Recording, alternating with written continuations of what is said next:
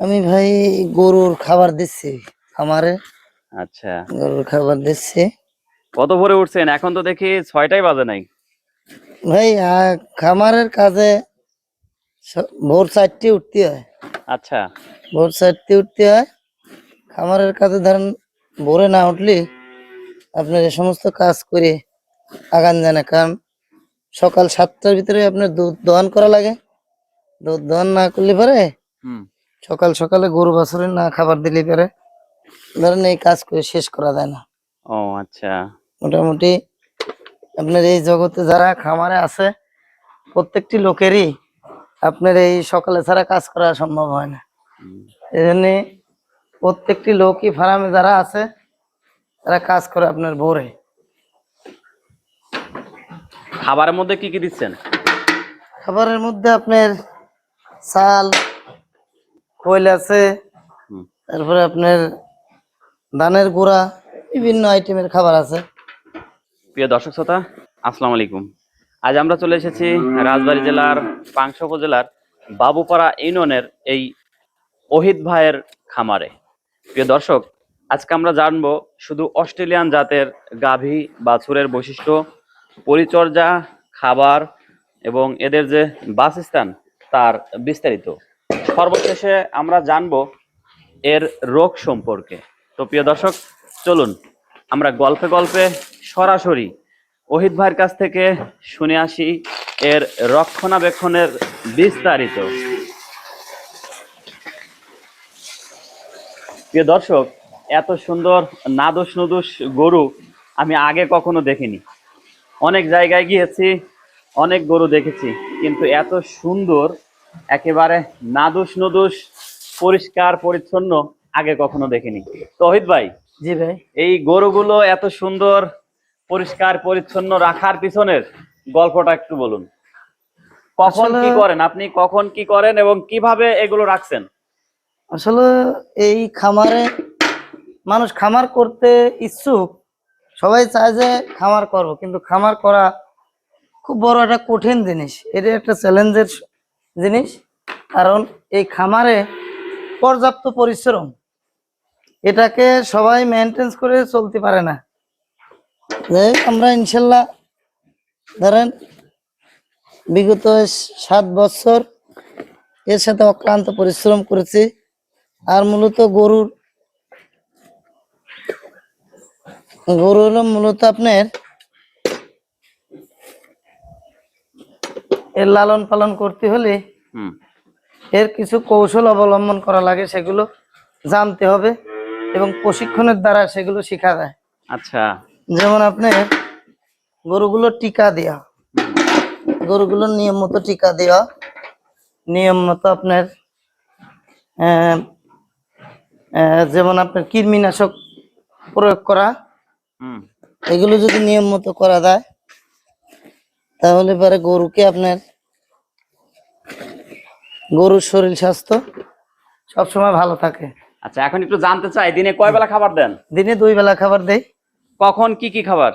সকালে ভোর 5টায় আপনার দানাদার খাবার, আবার বিকেল 4টে দানাদার খাবার, আর এর এর মাঝে 2 টাইমে ঘাস দেই, ঘাস খড় এইগুলো দেই। আচ্ছা। আবার আপনার 2 টাইমে গোসল করানো হয়, সকাল বিকেল 2 টাইমেই গোসল লাগে। দিনে একটা দিনে 2 বার গোসল? হ্যাঁ, ভালো ভালো পার্সেন্টেন্সের গাভীগুলোর জন্য প্রতিদিন 2 বার গোসল লাগে। হ্যাঁ, আচ্ছা, প্রতিদিন 2 বার গোসল। খাবার কয়বার? খাবার 2 বার। খাবার 2 বার। খাবারের জি। মধ্যে কি কি থাকে? খাবারের ভিতরে আপনার হলো ভুট্টা ভাঙানো থাকে, হুম। সয়াবিনের খোল থাকে, আচ্ছা। বাদামের খোল থাকে, হুম। নারকেলের খোল থাকে, আরে বাবা, নিত্য নতুন খাবার। তারপরে আপনার ধানের গুঁড়া থাকে, হ্যাঁ। তারপরে আপনার হলো ছাল থাকে, মোটা ছাল যেটা, হ্যাঁ হ্যাঁ হ্যাঁ। মোটা ছালটা থাকে। তারপরে আপনার হলো এর সঙ্গে আরো কিছু মেডিসিন ওষুধ থাকে, যেমন আপনার সিপি পাউডার থাকে, হুম। কিছু ক্যালসিয়াম ভিটামিন থাকে, কিছু মিনারেল ক্যালসিয়াম থাকে, এগুলো দিতে হয়। কারণ এটা গাভী গরু তো, হুম। হুম। এই গাভী গরুগুলো সাধারণত ভিটামিন গুলো বেশি বেশি এদের ব্যবহার করা লাগে, কারণ এরা পর্যাপ্ত দুধের গরু তো, হ্যাঁ হ্যাঁ। এগুলোর ক্ষেত্রে ভিটামিনটা বেশি ইউজ করা লাগে। আচ্ছা, তো আপনি এত জাতের গাভী থাকতে অস্ট্রেলিয়ান জাতে আসলেন কেন? আসলে গাভী গরু মূলত আপনার বর্তমান যে সময়ের যে প্রেক্ষাপট, এই ক্ষেত্রে আপনার গরুগুলো এই ছোট জাতের গরু পালে হুম। এটা লাভবান হওয়া সম্ভব না। আচ্ছা। একটা খামারিকে ন্যূনতম 15 থেকে 20 লিটার দুধের মধ্যে থাকতে হবে, রাইট। আর 15 থেকে 20-এর উপরে আপ ওটা আরো ভালো।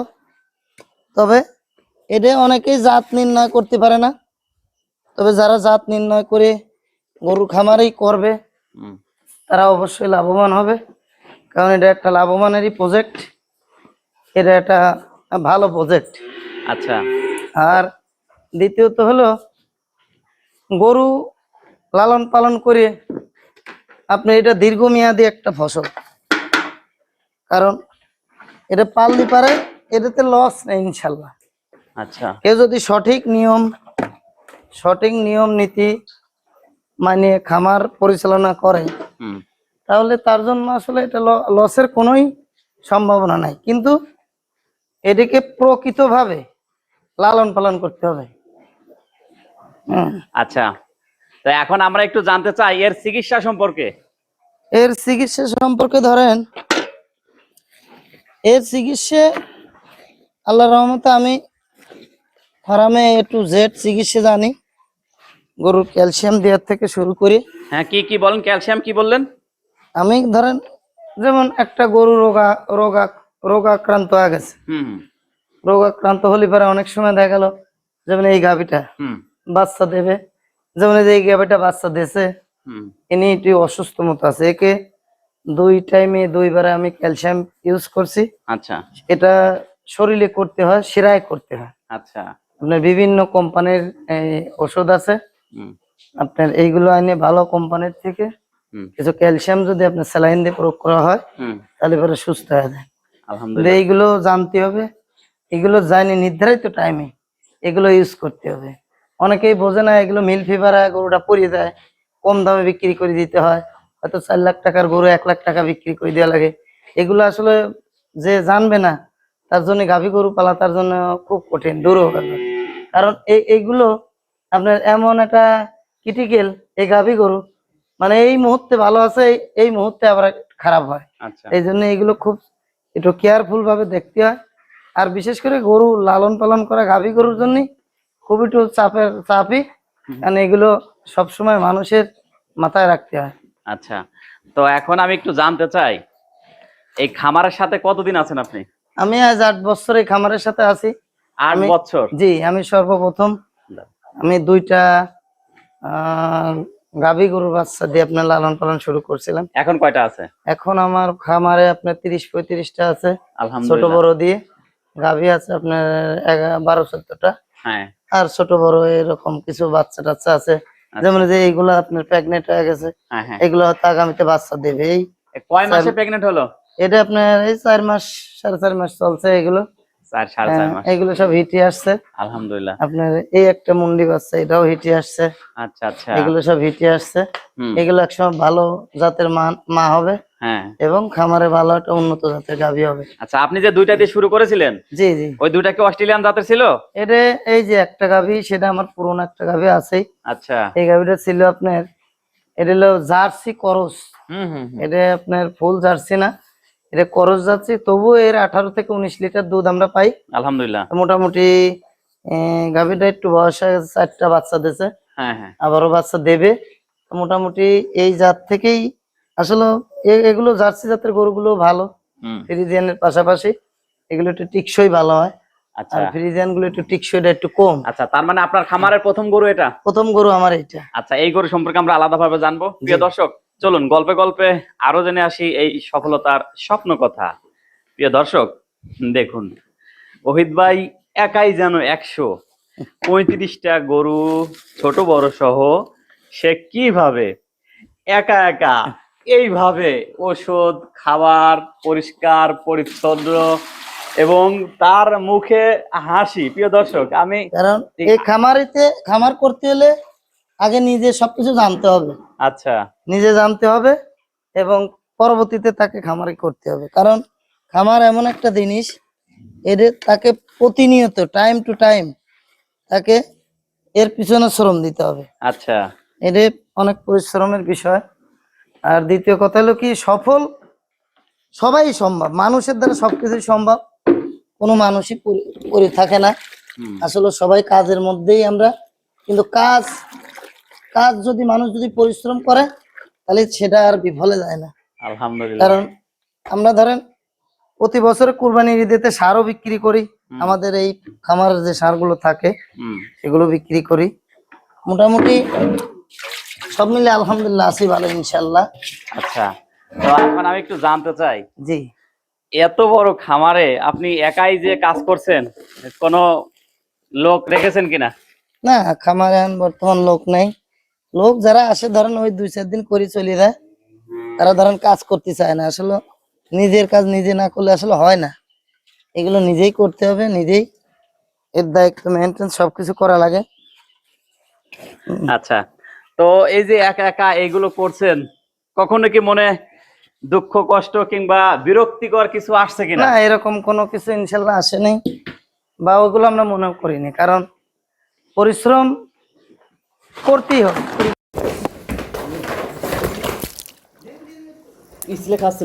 কোথায় বেচেন, কিভাবে বেচেন, আচ্ছা কিরকম দাম? ওহিদ ভাই, জি। আপনি এই পেশায় আসলেন কিভাবে? এই পেশায় আপনার আমি অন্য ব্যবসা বাণিজ্য করতাম, কিন্তু ওই সমস্ত ব্যবসার চাইতে দেখলাম যে এই ব্যবসাটা প্রফিটটা একটু ভালো। আচ্ছা প্রফিটটা একটু ভালো, পরিশ্রম যদিও পরিশ্রম, তবুও একটা শান্তি আছে যে আপনার এই খামারেতে হ্যাঁ আপনার একটা এই পশু পাখি পালন করা, এটাও একটা শান্তি। হ্যাঁ, এটা কিন্তু এটা এক একটা, ধরনের সোয়াবি কাজ। হ্যাঁ এই যে গরু বাছুর খাওয়ানো, আল্লাহ তাআলার সৃষ্টি, প্রাণীদেরকে খাওয়াচ্ছেন, আপনি ঠিক মতো দেখভাল করছেন, এটা কিন্তু একটা সোয়াবের কাজ। অবশ্যই। কারণ এতে দেশেরও একটা লাভ, হুম, আপনার বিশেষ করে এই এই ডেইলি খামার, হ্যাঁ আপনার এটা একটা লাভ সবার জন্যই। জি, এর থেকে ধরেন দুধ থেকে আপনার মিষ্টি, হুম দই, ঘি, হুম, অনেক কিছু উৎপাদিত হচ্ছে। হ্যাঁ, হ্যাঁ সেগুলো বাজারে ক্রয় বিক্রয় হচ্ছে, তাই তো? আর বিশেষ একটা বিষয় হলো এটা একটা শিশুদের খাবার, আচ্ছা, বুঝলেন? হ্যাঁ, এদিক দিয়ে এটা একটা প্লাস পয়েন্ট। Plus point. তো চলুন আমরা একটু দেখে আসি কিভাবে দুধ দহন করতে হয়, কোন গাভী থেকে কত লিটার দুধ আহরণ করে, এবং এই দুধগুলো কোথায় সেল করে লাভবান হচ্ছে কিনা, তার বিস্তারিত আমি আপনাদের বোঝার সুবিধার্থে একেবারে ছোট্ট বাছুর থেকে শুরু করব। ভিডিও আমরা এই যে সবার প্রথমে এই বাছুরটা রয়েছে, তারপরে বড়ই না, এটা, প্রিয় দর্শক, তারপরে এটা। সত্যি আমি পড়াশোনা এমনি করে না, ও বিস্মিত ভিডিও করা এবং কাটা মাটা আনন্দিত যে এভাবে এত সুন্দর গরু বাছুর রাখা সম্ভব, যা নিজ চোখে না দেখলে বিশ্বাস করার মতো না। এই যে আর একটা, প্রত্যেকটা গরু বাছুরই যেন এক একটা ফুল, এক একটা সম্পদ। দেখুন প্রিয় দর্শক, এদের কালার এবং এদের শরীরের গঠন, এদের তাকানোর চাহিদা, এদের এদের তাকানোর যে ভাব, প্রত্যেকটা বিষয় আমার ভালো লেগেছে। প্রিয় দর্শক, গরু কিন্তু সবে মাত্র দেখানো শুরু হয়েছে, এই যে দেখতে থাকুন। এই যে এই ফাঁকে আমি আপনাদের একটু তথ্য দিই, এই ওহিদ ভাইয়ের ফার্মে আপনারা দুধ পাবেন অ্যাভেলেবল, সেই সাথে বাছুর, এবং ওই যে প্রতি কোরবানি ঈদে ষাঁড় বিক্রি করে তিনি। আর আপনি যদি একজন শৌখিন খামারি হয়ে থাকেন, শুরু করবেন বলে ভাবছেন, কিংবা কিভাবে শুরু করবেন সেটা জানা নেই, তার বিস্তারিত জানিয়ে দিতে পারে আমার এই ওহিদ ভাই। এবং বাছুর থেকে শুরু করে গাই এবং গায়ের দুধ আপনারা সংগ্রহ করতে পারবেন আমার এই ওহিদ ভাইয়ের ফার্ম থেকে। দেখুন প্রিয় দর্শক, না দোষ নুদোষ, দাঁড়া দাঁড়া তো দেখি, দাঁড়া, ও তো আরেকটা দাঁড়ায় আছে। প্রিয় দর্শক দেখুন, না দোষ নুদোষ বাছুর, আপনি আসলেই আপনার মনটা ভরে যাবে। প্রিয় দর্শক, আমি কিন্তু সবে মাত্র এক লাইন দেখে গেছি, চলুন এখনো অবশিষ্ট রয়েছে আমাদের আর এক লাইন। প্রিয় দর্শক, আমি ওইদিকে যাচ্ছি না, কেননা ওইদিকে ভিডিও করতে গিয়ে আমি একবার পড়ে গিয়েছি, আমার সমস্ত শরীর ভিজে গিয়েছে। আমি ওইদিকে যাচ্ছি না, আপনাদের দূর থেকেই যদি একটু দেখাই তাহলে দেখুন, দেখতে ঠিক এরকম। এবং ভিডিও শেষে তার যে শুরুর গাভী, জার্সি জাতের গাভী, এটা সম্পর্কে আমরা জানবো। কিভাবে সম্ভব এই একটা গাভী থেকে 35টায় গাভী রূপান্তর করা, তার বিস্তারিত শুনবো। প্রিয় দর্শক দেখুন, সত্যি ভালো লাগার একটি ফার্ম। এগুলো তো বলতে হয় বাগান, এগুলো আস্তে ধীরে বলতে হয় যে স্যার কি বলেন স্যার, টাকা তো স্যার সবই আপনাদের দিয়ে যাচ্ছি, সঞ্চয় টঞ্চয় দিতে পারবো না স্যার, তাড়াতাড়ি আমার লোনটা দেন, আমি কিন্তু অনেক পিছাই যাচ্ছি, ঠিক আছে? এগুলো তোমরা বলবা।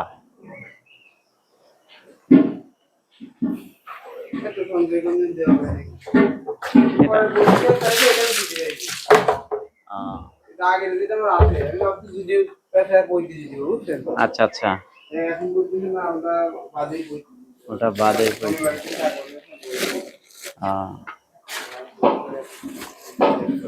ওঠানোর সময় বললে হবে না। সম্পর্ক, শোনো, সম্পর্ক হলো সবসময় শেষে ভালো রাখতে হয়, সম্পর্ক কখনো প্রথমে ভালো রাখতে নাই।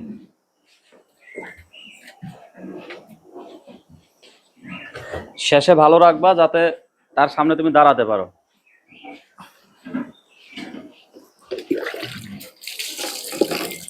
দুধ দোয়ানোর আগে আপনার বালতি পরিষ্কার করতে হবে। আপনার গরুর যে গরুগুলো ধরেন, এই গরুটার এখন একটু দূরত্বে করে না, একটু ডর আছে তো। এই গরুগুলো ধরেন, এগুলো বাচ্চা ছাড়া, এগুলো বাচ্চা বড় হয়ে গেছে, এগুলো বাচ্চা ছাড়া ধরেন দোয়ান করি, এজন্য হাত পানান করে নিতে হয়, ঠিক আছে?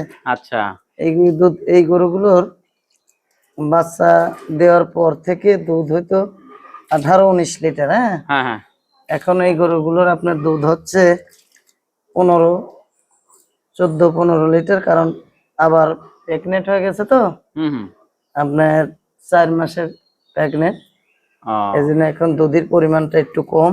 আচ্ছা, যদিও কম তবুও ভালো। এবার এই প্রথম বাচ্চা দিছে, আবার দ্বিতীয় বাচ্চা ইনশাল্লাহ দুধটা বেশি হবে। আচ্ছা, তো তার মানে একটা গরু দুধ, দাদা ওই দাদা তো তেলে বোতলটা দাও। হ্যাঁ, সব বলবা, বলেন পুরোটাই। এই যে তেল লাগানো লাগে। হ্যাঁ, তেল লাগাচ্ছেন কেন? তেল লাগাচ্ছি যাতে দোয়ানটা একটু সহজ হয়, আচ্ছা, ইজি হয়। বুঝতে পারি। তেল, তারপরে পানি কেন? পানি দিয়ে আপনার বানটাকে পরিষ্কার করে নিতে হয়। অনেক সময় গোবর পোশাক চেনা লাগিয়ে থাকে, এগুলো পরিষ্কার করতে হয়, পরিচ্ছন্নতা করে নিতে হয়। আচ্ছা, তো আপনি এই দুধগুলো সেল দেন কোথায়? সেল দেই আমি পাংশাতে, আপনার মিষ্টির দোকানে এই দুধগুলো আমি সেল করি। মোটামুটি ভালো, ওরা একটা ভালো রেট দেয় আমার। আচ্ছা, কত করে কেজি বিক্রি করে?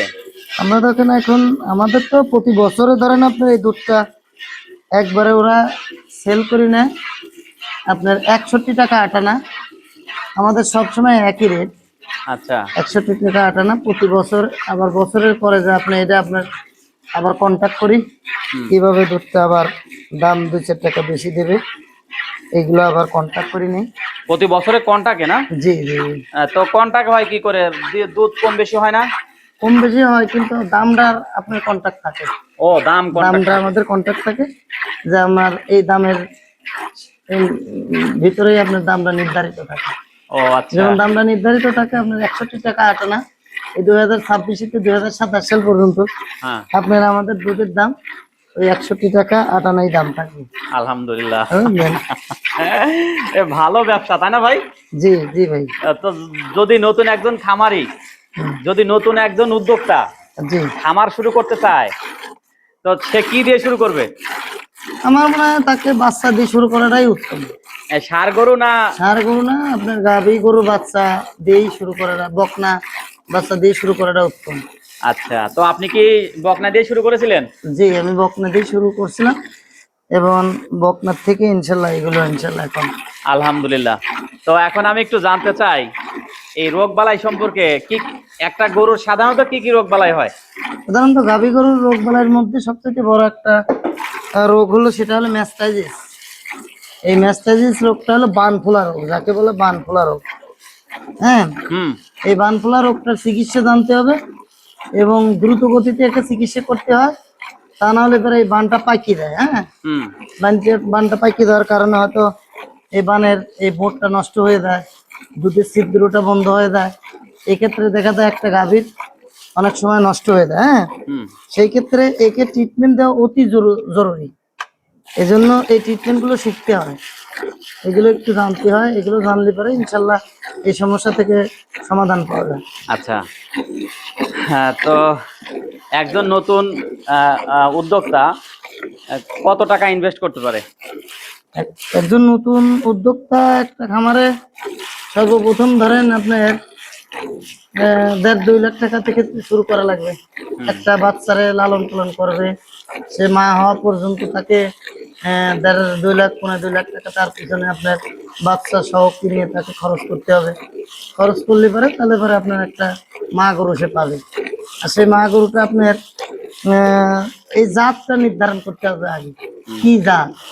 অনেক সময় জাত আছে, ধরেন অনেক প্রকারের জাত আছে, যেগুলো আপনার করস, এক ধরনের করস আছে এবং অরিজিনাল ফ্রিজিয়ান, হলস্টেইন যে ফ্রিজিয়ান, সেগুলো আপনার চেনার অনেক উপায় আছে।